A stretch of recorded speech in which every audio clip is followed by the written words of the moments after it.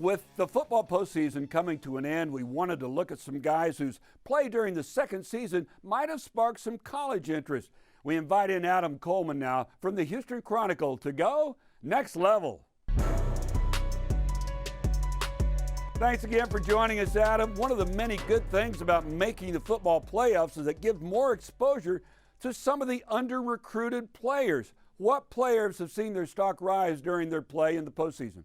Well, one kid that immediately comes to my mind is Jalen Wathall from Manville, the receiver. He's just, he's one of those kids, and he's definitely not alone. Where COVID definitely affected his recruitment, and the springtime, we definitely took it for granted how big that time in spring practice is in high school football for recruits, especially junior recruits or even sophomore recruits. Where coaches are able to come see them in person. And since COVID stopped all that, prevented a lot of kids from getting some attention earlier than they should have. But Jalen has had an outstanding year, and he was great in the playoffs. And I think he kind of turned a lot of heads. And listen, this is very, if you can turn heads at Manville, just considering that the talent that they've had coming out of that program, I think you're doing some right things. And another player that's definitely helped this cause this postseason is Roland Harvey from Fort Bend Marshall, the quarterback.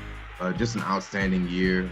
Realistically, he had really impossible shoes to fill, considering he was following Malik Hornsby and some of the great talent that Marshall has had over the last couple of years. But he came in there and he was totally himself, and that was way more than enough for Marshall to continue to be Marshall and continue to win big football games and continue to make deep playoff runs.